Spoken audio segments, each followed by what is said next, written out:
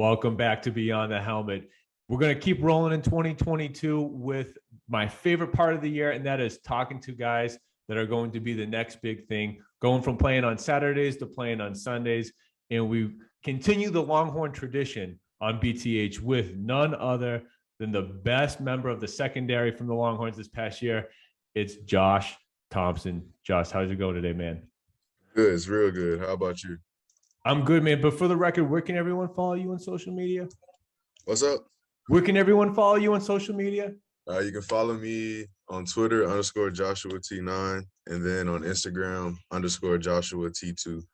All right. I wanted to have that up front. That way everyone can follow along with the journey that's unfolding. So now, sadly, for most people listening, probably the last time they heard your name was mid-November when you were in the Kansas game. And of course, you had hurt your leg. So let all the listeners know, man, how are you feeling today? I'm feeling great. Just these last couple of weeks, last month, I've just been doing heavy rehab, trying to get my ankle and mobility and everything back. When I first started, couldn't really do the ankle stuff because of the injury, because it was a hairline fracture. But overall, I mean, I'm feeling great today with all the rehab that I have done, and I'm feeling back in myself. So that's the main thing and most important thing. So the next time everyone's going to see you is the Senior Bowl, and you're saying everything's on track. Yeah, everything's on track. I'll definitely be ready for the Senior Bowl. Now, part of you getting there is also you deciding to forego the remaining year of eligibility. So do you mind just opening up about what that process was like for you? What were some of the main factors for you to make that decision? It was hard. It was a very hard decision, mainly because, I mean, just with all my brothers and stuff on the team. And it was just something mentally that I had to do for the sake of, coming in with Coach Strong. Then after that, getting Coach Herman to come in and take over my recruiting, keeping me at Texas, and then, going through 4 different position coaches and 3 different head coaches, it'll kind of take a toll on someone. I mean, it wasn't easy, but I loved every second that I had with each coach. But I feel like it was time for me to go into new things and make myself proud and make my family proud. Yeah, for sure. And I want to get into a little bit more of all the changes that you'd seen at Texas. But first, just want to talk about a little bit of how do you get your mind right just going into like your last chance to put on a collegiate uniform. I mean, it's a big stage playing against some of the best players in the country, but you're also working through the rehab. So what are you doing, the rehab part maybe aside, just to like mentally get ready and physically, is there anything that you're like specifically working on for training and honing your craft? Mainly just going out there, competing and showing what I can really do with even other teams that's not in the Big 12. You got guys going SEC, Big 10, everything like that, going to the Senior Bowl, and just me going out there competing, showing what I'm really capable of doing. It'll help me. Mainly what I've been focusing on is just keeping a clean mindset going through this process, and then mobility, heavy stretching, stuff like that, just to make sure my body's on track and good to recover and make sure I'm able to put out what I can when I do compete. Now, you played high school football in Texas. Obviously, you played at Texas. Safe to say you probably know a few guys that have done this before. Are you picking anyone's brain, trying to get any advice from anyone that's done this in the last few years? I would definitely say Brandon Jones, played with the Dolphins, played at Texas. We also grew up together, played high school football together. So, I mean, he's more like, we even call him a friend. He's more like I treat him like a blood brother. Definitely go to him for information. Sam Ellinger, ex-roommate, another brother of mine, and Caden Stearns. Those 3 are the top 3 that I choose just to, make sure that I'm doing what I'm supposed to do, because they all been through that process. So I'm just following. And is there any one piece of advice that has really stuck with you? Really just take everything serious, from the meals, from working out. I mean, it's not a game. You want to do what you're capable of doing and making sure you go out there and compete. And like they said, treat your body like your temple, and that's what I'm trying to do. There you go. Well, man, you alluded to all the coaches that you had seen at Texas, and maybe you only got a little taste of Coach Strong because he was only there in the recruiting process. But if we could just stick to Coach Sarkisian coming in, because that had to be tough, man. 4 years of the same coach, the guy that really locked you into coming to Texas. What were some of the things that immediately you saw Coach Sarkisian do to kind of change the program to put his stamp on it? What were some of just the biggest things that you noticed to be very different with this new coach coming in? I would say he had his mindset. He's a great coach outside of football. I mean, especially with a lot of players that were recruited by Coach Herman. You want to have a coach that comes in and understands every player. So when we first came in, he had a meeting with every player, got to understand them. Then he also he treats you like a son, and that's what the main thing is. Is making football feel like it hasn't left because a new coach is in there. But he's overall, I mean, great guy, and I can't say you can expect big things because I mean he knows what he's talking about, and he's a great coach, real great coach. And I, being an outsider, that sounds like it would be like a number one most important thing is make sure everyone feels like it's a family, really care. But good things being said, all that aside, man, this year I'm sure is not what you guys had expected.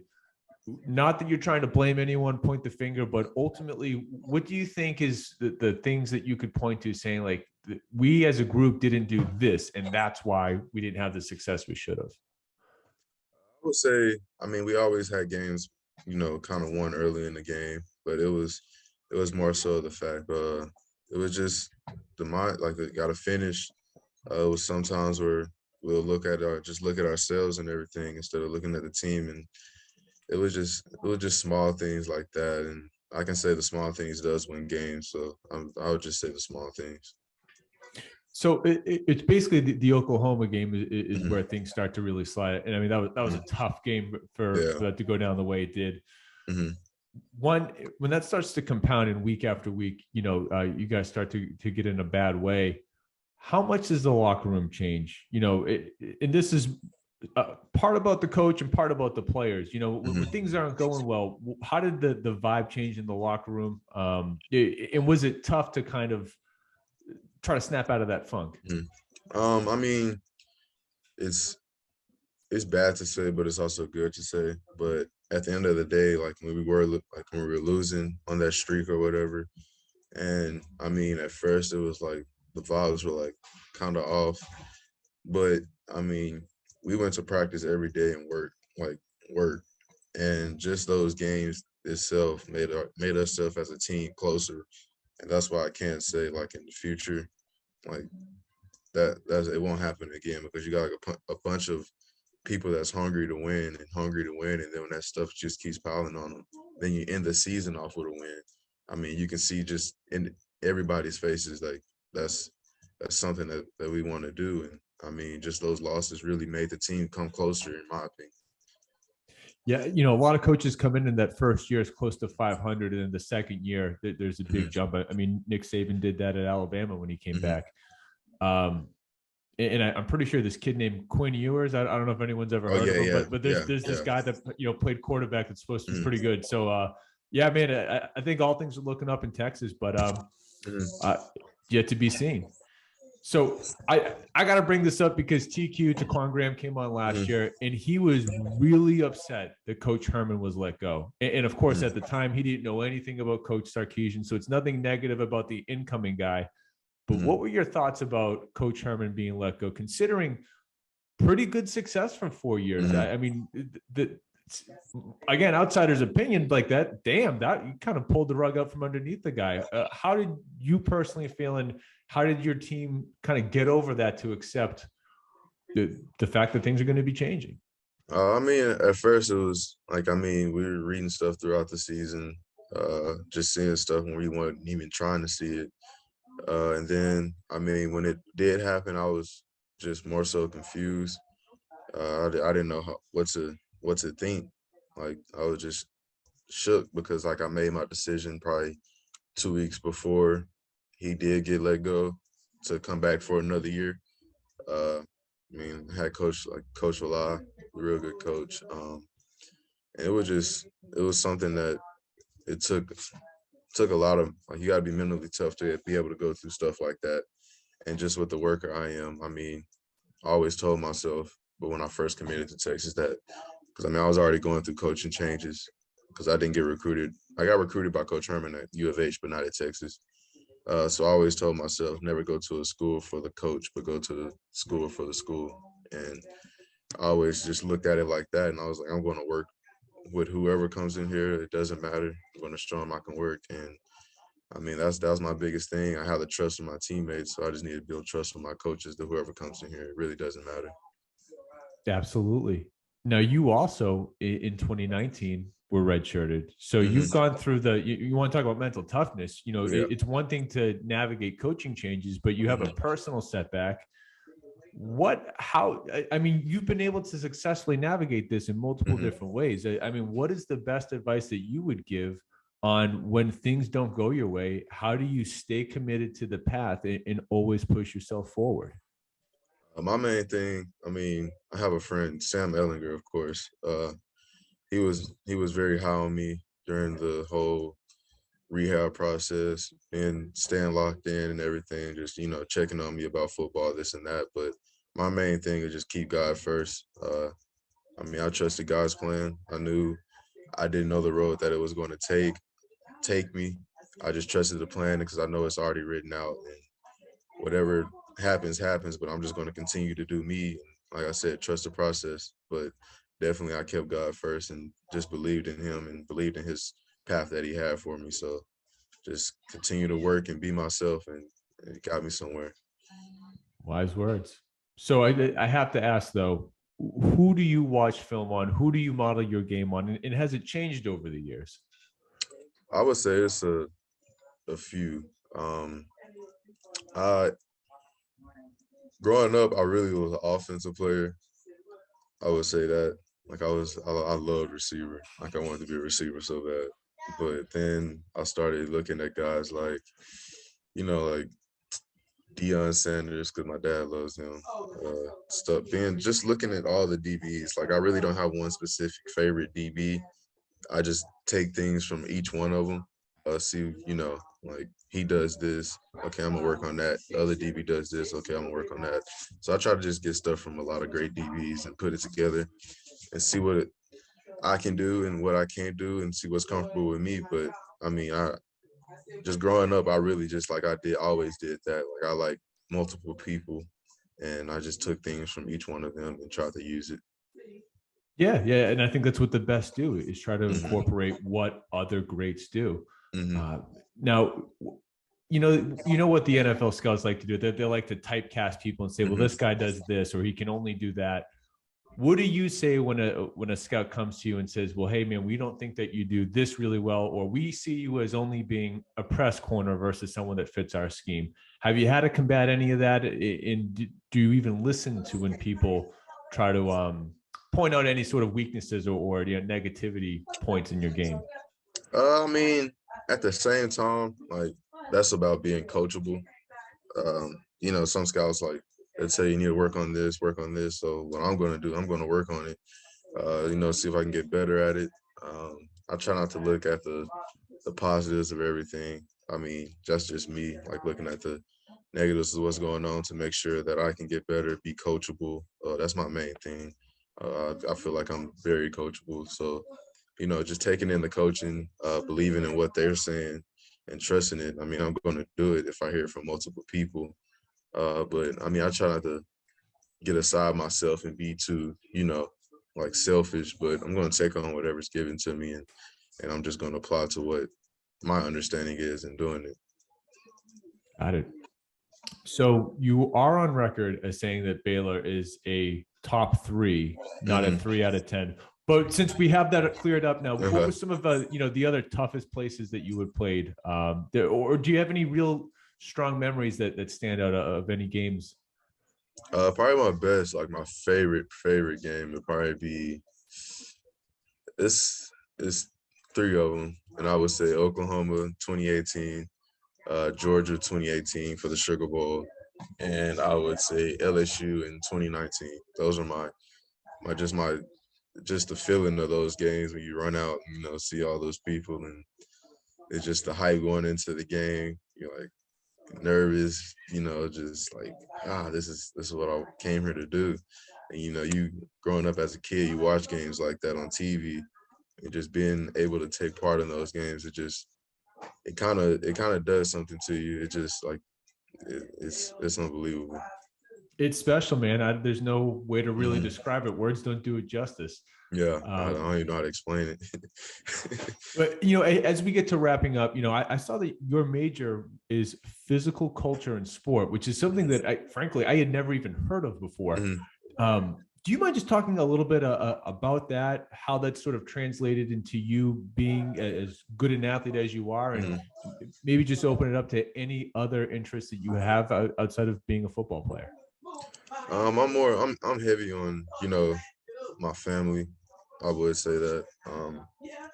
Just especially like with the younger kids and everything, like, because I come from a small town in Nacogdoches where it's very, very, very hard to make out. I just want to set an example for those below me that you can do something if you put forth the effort and the work ethic. So that's just like my main goal is just, setting a standard and where I'm from and showing, like I said, you can do it, whatever you want to do. And just with having those kids look at you, like I have little cousins that look up to me, and I definitely want to be the standard for our family. Then you do that, and then everyone else will follow. Like I'm saying, like as Brandon Jones started it, I seen him growing up. I mean, we grew up together playing against each other, and then we go to high school and play with each other. And our friendship just becomes closer, and you hang yourself around successful people, you end up being successful, and that's how I look at it if you take it the right way. Absolutely. I've read before show me something to the effect of show me your 5 closest friends and I'll tell you where you'll be. And you being the role model, man, and just it's everything. It's basically everything to kind of help those around you, give them something to aspire to. So that's so great. I'm so glad to hear that. Oh yeah. So, man, now to wrap this up and get you out of here, I have this little thing called the gauntlet. I got a couple quick questions for you, man. What is most important? Is it having the number 1 offense or the number 1 defense? I would say the number 1 defense. Number 1 defense for sure. Got it. Now, what's most important? Is it the players or is it the scheme? Players. All right. Most guys say players. So we kind of hit on favorite memory, sort of, but did you have anything in particular that stuck out? I know we talked about some of the big games and big places. Anything in particular? I'll probably say in COVID. I think COVID kind of made my team. Some players that stayed in Austin, we always used to go, since we didn't have, workouts or anything as a team, we all somehow got together every morning and worked out. It's kind of lit. And I remember that, and I always remember that because it definitely brought me and some of my teammates, now friends, like brothers, and everything closer. But I definitely always remember that time. That's awesome. Now, was there a pregame ritual that you had to stick to? Yeah, I definitely had to always have a haircut going into the game. Always had to have a haircut going into the game. I like to walk out on the field when I first get there, soak in and, visualize everything that's, close my eyes when I'm standing in the spot. I can make this play here, I can make this play there, doing stuff like that. And, having the same playlist every time. Ever since freshman year, like I'll make one playlist at the beginning of the season and I'll stick to it the whole season. Like I won't change anything else about it. Give me like 1 or 2 songs that have been must-haves for you. I would say Future, News or Something. That's like my number 1 song. I have to listen to that. And then I would have to say the other one would be Little Dirk, When We Shoot. Like you can't run when we shoot. So it's just like it gets me as like my team going out the tunnel. So yeah, stuff like that. Love it. So, man, I got one last one for you, Hmm. and it's there's so much ahead of you that you're going to do. But when Hmm. someone talks to you today and says, "Hey, man, how do I get to where you are?" What's the best piece of advice that you'd give to a 16, 17-year-old kid? Just stick to it. I mean, you love something, you're really passionate about it. You do everything in your might to to get there. And always, I will always say this: school, take school serious. Good grades that'll get you somewhere. Definitely take school serious, and whatever you do, just continue to do it. Like it, don't ever give up, ever. I think that's There you just my have it. main thing. Is just you have to know your why, and that's what I always do. Know my why, and when you get in those dark times, sometimes you just go back to that, and it'll help Mindset is everything. you. Hmm. Josh, can't thank you enough for taking the time. Best Oh of yeah. luck. Get into the Senior Bowl. Can't wait to see you on Sundays in a fall not too far away.